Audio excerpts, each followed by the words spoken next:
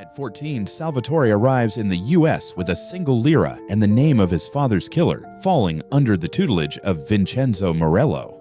The protagonist discovers that his mentor, Morello, was the one who ordered his father's murder, while his enemy, Farina, was merely the executioner. Salvatore serves his enemies for years, secretly gathering blackmail on them to eventually destroy them through others' hands without firing a single shot. Morello orchestrates an attack on Salvatore's pregnant wife, finally burning away any remaining traces of humanity within him. Decades later, Salvatore finds his son, whom he believed to be dead, and hands over the archives of his empire to him, leaving the choice of his future in his son's hands. April 14, 1901. The lower compartment of the cargo steamer SS Lon, coordinates 40 degrees north, 60 degrees west, 528 third-class passengers. In my left pocket lay a single lira. In the right, a scrap of packing paper with the name Domenico Farina. My father often repeated that name before he stopped breathing on the dry soil of Palermo. 3 acres for a debt that no one ever saw. The ship's manifest recorded Salvatore Conti, 14 years old orphan without funds. In the column for purpose of arrival, there was only a dash. The smell in the hold resembled rotten cabbage and wet wool. During the 17 days of the journey, I learned to sleep with my eyes open, clutching a sharpened spoon in my fist. No one told me that Farina had not worn peasant rags for 10 years. In Chicago, they called him Capo, and he owned streets I hadn't even seen on a map. May 1st, 1901. Ellis Island, quarantine zone, Sector B. Sanitary inspections took place every 6 minutes. In front of me stood an old man in an expensive but rumpled coat, Vincenzo Morello. When the doctor reached for the chalk to put across on his shoulder the sign of tuberculosis and deportation, I knocked over a tank of disinfectant. In the commotion, Morello passed the checkpoint. He did not thank me. He simply looked at my hands, which did not shake, as I lied to the immigration officer. Later, an entry appeared in the port log of New York regarding the hiring of a messenger for a grocery store on Elizabeth Street. My name was written in ink that had not yet dried. They called Morello grandfather, but he was not kind. He was the kind of man who accumulated debts for years, as others accumulate gold. December 1901, Little Italy. An apartment above a funeral parlor. Morello taught me how to clean a .32 caliber Smith & Wesson revolver before I learned the English alphabet. He said that in this country, the one who survives is not the one who shoots faster, but the one who knows when to pull the trigger. His eyes always remained cold, even when he poured me wine. I thought the old man had found a son in me. In reality, he had found a tool that he wouldn't mind breaking. In Morello's oak safe, behind a false panel, lay a letter from Chicago postmarked August 1899. Domenico Farina asked his old friend to remove the last weed from the Conti line. Morello did not burn that letter. He kept it like a check he intended to cash 20 years later, when I would be old enough to kill for him. And when I found out about it, it was already too late to change anything. August 16th, 1908. Morello's butcher shop on Mott Street, the backyard. I butchered 4 veal carcasses in 40 minutes. In the legal part of the business, I was listed as a butcher's assistant. In the illegal part, the one who makes people pay for the meat they've already eaten, Morello called me my knife. By the age of 18, I had 3 broken heads and 1 shot-through knee joint to my name. Debts were returned in envelopes stained with tobacco and fear. I learned to distinguish the sound of a policeman's footsteps from those of a harbor thief. Morello said that silence is the most expensive commodity in New York. No one asked why I never smiled when I held steel in my hands. November 12, 1912, a police department raid on Morello's office. They had a search warrant and 3 witnesses from the Dockers Union. Officers were kicking in the front door when I doused the ledgers in the back room with kerosene. The fire caught quickly. To burn the last archive, I had to press the papers to the embers with my bare palm. Arrest Protocol Number 442. Salvatore Conti, second-degree burns on the right hand, offered no resistance, documents completely destroyed. I received 8 months in Sing Sing prison. Morello came for me in a new Packard when the term expired. He handed me an envelope with $2,000. I put the envelope back on the leather seat and said I didn't do it for the money. Morello looked at my disfigured palm and for the first time did not know what to say.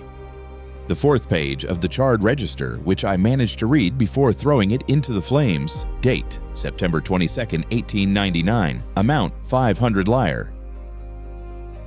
Recipient, Domenico Farina. Purpose of payment, elimination of an obstacle at plot number 12, Palermo. Payer, Vincenzo Morello. My father was worth 500 lire. Morello bought his death, and Farina simply pulled the trigger to earn a ticket to America. For 7 years, I entered Morello's house, kissed him on the cheek, and handed him his coat. For 7 years, I waited until the architecture of my revenge became stronger than his walls. No one knew that my knife was now sharpened on both sides. January 16, 1920. The 18th Amendment went into effect. By midnight, the price of Canadian whiskey in the ports of New York rose by 400%. Morello summoned me to his office on Old Slip. He gave me a train ticket to Chicago and a blank business card. Official purpose: negotiations regarding transit through the Great Lakes. I stepped off at Union Station without a suitcase, without guards, and without a Colt under my jacket. The wind from Michigan cut my face as effectively as a razor. The Gennaro family controlled the warehouses on the west side of the city. Domenico Farina, now gray and heavy-set, held the post of advisor and treasurer. We sat in a speakeasy on Clark Street. Farina held his grandson on his lap and poured me bourbon from a crystal decanter. He looked at me the way one looks at promising youth, not seeing the scorched Sicilian earth in my eyes. He told Gennaro that I was a good boy and that Morello knew how to choose people. I smiled and thanked him for his hospitality, never taking my eyes off his throat. February 22, 1924, the final meeting. The Gennaro family refused to give up 5% of the Canadian transit, citing the costs of bribing the police. I placed a heavy leather folder on the table. Inside were photos of Judge Harris in the company of a 12-year-old flower girl and negatives of Police Chief Brady unloading crates labeled Old Smuggler. I had arrived in Chicago 3 weeks before the official visit. While they thought I was studying the bar map, I was studying their bank accounts and the bedtime habits of their patrons. The Gennaros signed the agreement 40 seconds after Farina closed the folder. His hands were shaking, and it was the first time I felt full. No one asked who had pulled the shutter of the camera. Later that evening, Morello received a telegram. Cargo accepted. Terms are ours. Farina sends his regards. The old man didn't know that I had already begun building a scaffold for him out of his own secrets. Chicago fell asleep thinking it had saved face. In reality, the city already lay in my pocket alongside a scrap of paper from 20 years ago. June 5, 1925, the Plaza Hotel, New York, a banquet hall for 300 guests. The bill for the flowers alone was $4,000. Salvatore Conti and Concetta Amato, a marriage that united New York logistics and Boston capital. Morello sat at the head of the table calling me his own blood before the 5 families. Now I had my own crew, territory from 14th to 42nd Street, and a share in every crate crossing the Hudson. From a knife, I'd turned into a man who draws lines on the city map. In the midst of the celebration, a man in a gray suit appeared at my table. Robert Cleary, a special agent of the newly formed Bureau of Investigation. He ate a portion of sturgeon and silently placed an envelope in front of me. Inside was a phone number and a note. When Morello decides you've grown too big, call, preferably an hour before they come for you. I burned the note in an ashtray, but the numbers were etched into my memory faster than the smoke dissolved in the air. In this business, the politeness of the feds always comes with a price. October 1926, Macy's department store. Concetta, in her 4th month of pregnancy, fell from a marble staircase. Doctors confirmed a miscarriage and internal bleeding. In the police report, it was listed as an accident caused by a slippery surface. Witnesses mentioned 2 men hurrying toward the exit immediately after the scream. One of them was Frank Scar Meliso. I had personally handed him his wages from Morello's cash box last Thursday. Morello wasn't just clearing territory, he was burning out my roots. I stood in the hospital room, looking at my wife's pale face, and felt the last living human inside me die. Revenge is a building I've been constructing for 20 years, and today I laid the final brick in its foundation. No one asked why I didn't go to Morello to demand explanations. Instead, I headed to the payphone on the corner of 34th Street. October 29th, 1929, Black Tuesday. The Dow Jones Industrial Average fell 12% in a single trading day. While brokers were jumping out of windows on Wall Street, I closed 3 deals on Canadian whiskey. Morello demanded 40% of my net profit, citing general difficulties. I paid him $60,000 in cash that same evening. It was the last installment he ever received in this life. May 1929, the Grand Hotel in Detroit. A conference of bosses from across the country. Morello sat to the right of the host, confident that his power was unshakable. I laid out leather folders on the table instead of a gun. Inside was Morello's archive. Every sin, every bribe, and every betrayal the old man had hoarded for decades. It was a gift. I gave each boss compromising material on his personal enemy without asking for money. I asked for only one thing: to exclude Vincenzo Morello from the list of living shareholders. The voting took 3 minutes. Morello was removed from the game unanimously, without shouts and without a single shot fired in that room. May 6th, 1929, 8 a.m. Vincenzo Morello was found dead in his office. Official cause of death: stroke caused by age-related changes. 2 hours later, I received a note from Morello's family doctor who owed me his life. It contained 3 words: the heart was perfect. Someone among those who had shaken my hand in Detroit yesterday decided to play it safe and took care of Morello before I could have the last word. I looked at the empty chair in the office on Old Slip and felt a chill on the back of my head. One of my new friends had already raised a knife, and I didn't know whose shadow it was.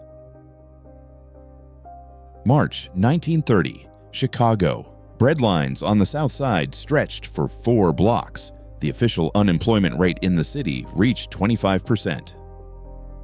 I opened 3 soup kitchens under the name Conti Charity Foundation. We fed 5,000 people a day. Reporters from the Tribune called me the Godfather of the Midwest, and the police tipped their hats when they met me. Popularity is a target painted on your jacket in bright colors. When the people love you, the government starts checking to see if you look too much like the president. September 1932, the Congress Hotel. Agent Robert Cleary entered my room without knocking. On the table, he left reels of magnetic tape and transcripts of wiretaps from my meetings at the port. Cleary wasn't interested in my taxes or whiskey. He needed the names of the suppliers who, through my docks, were sending crates of M1903 rifles to Hamburg and Bremen. Someone was using my roots to trade in death across the ocean without asking permission. In business, this is called misuse of assets. On the street, it's a death sentence. November 1934.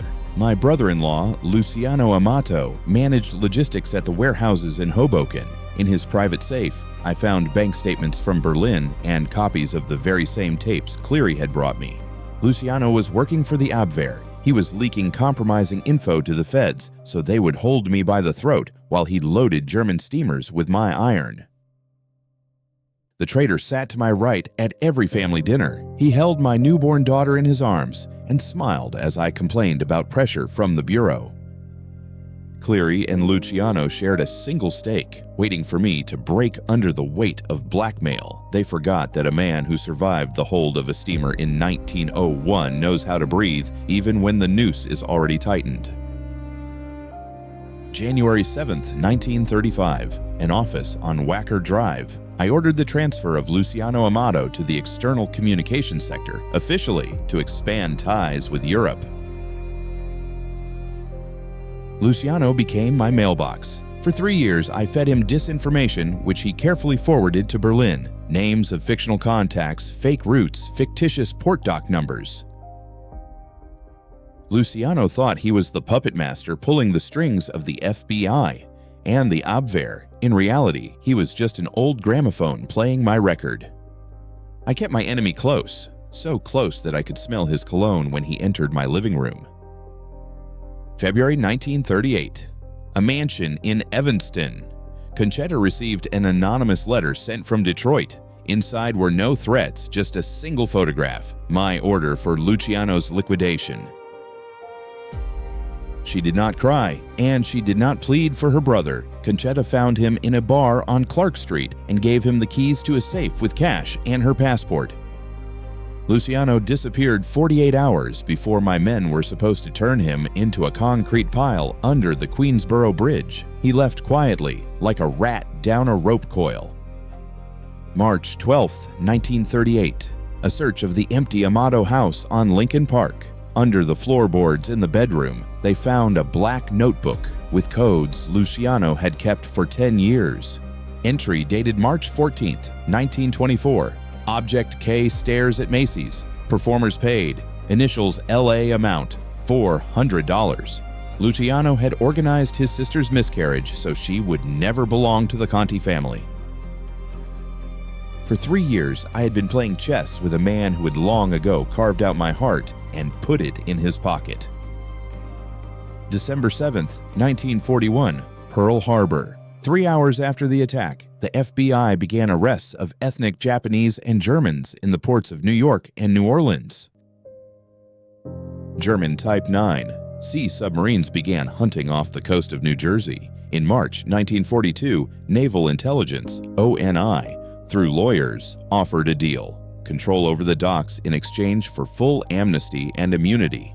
I signed the agreement, codenamed Project Lafayette. The condition was strict. My name was not to appear in any report or any secret archive in Washington. We cleared the ports of saboteurs in 2 weeks. I simply reminded the unions that patriotism is when you don't find a bomb in your truck in the morning.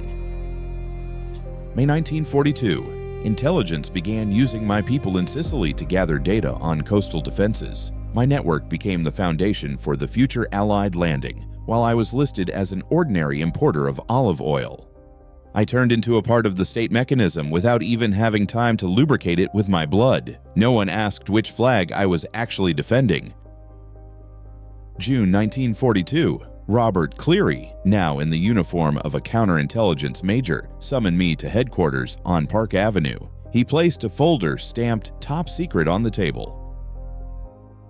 Luciano Amato is alive. He is settled in Buenos Aires under the name Luis Alvarez and is finishing work on the manuscript of his memoirs. A publisher in New York has already been found, ready to pay $50,000 for this poison. Everything was there. The names of bought judges, transit schemes through the Great Lakes, and the truth about Project Lafayette. If the book were printed in 6 months, I would become the most wanted man in the history of this country. The empire I had built for 40 years could collapse because of a stack of paper and the ink of a man who once ate my bread.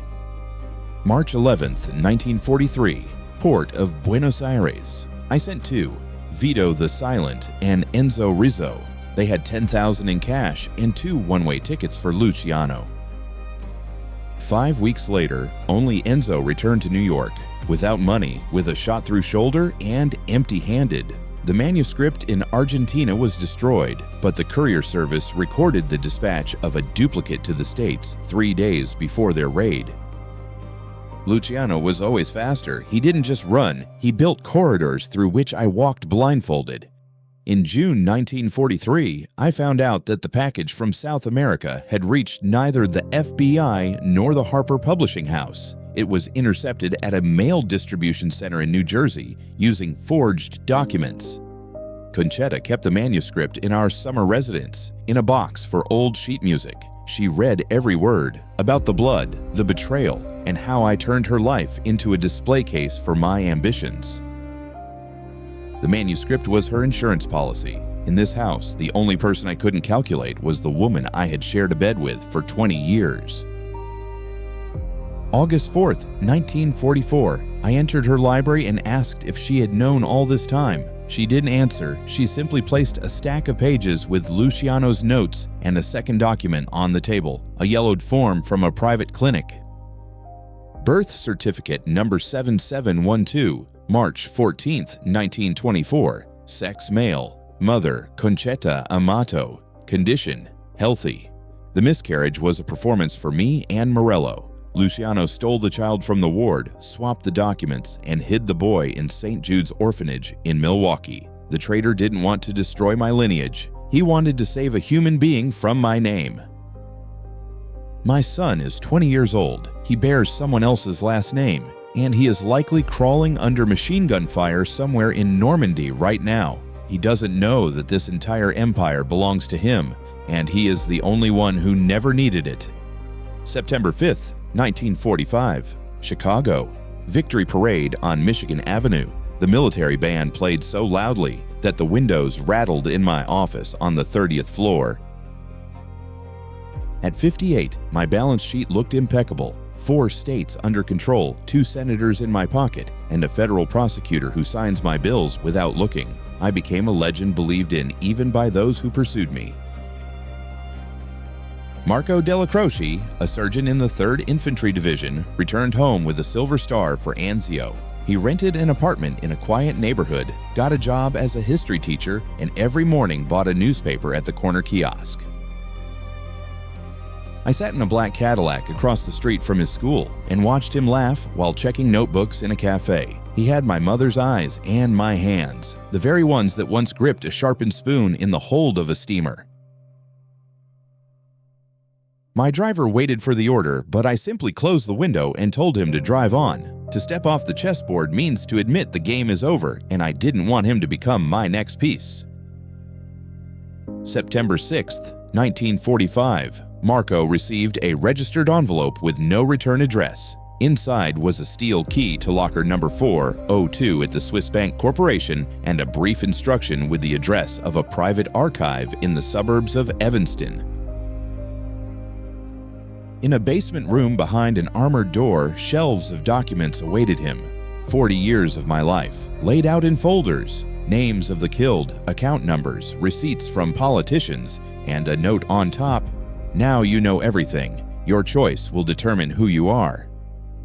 In the very last folder, bound in cheap leather, lay the personal file of Domenico Farina. The man who stabbed my father died in his bed in 1931 from an ordinary heart failure. I had found him back in the 20s, sat with him at the same table, drank his wine, and listened to his advice without taking the revolver out of its holster. To kill him would have meant gaining freedom, and I was too used to the weight of my hatred to give it up voluntarily.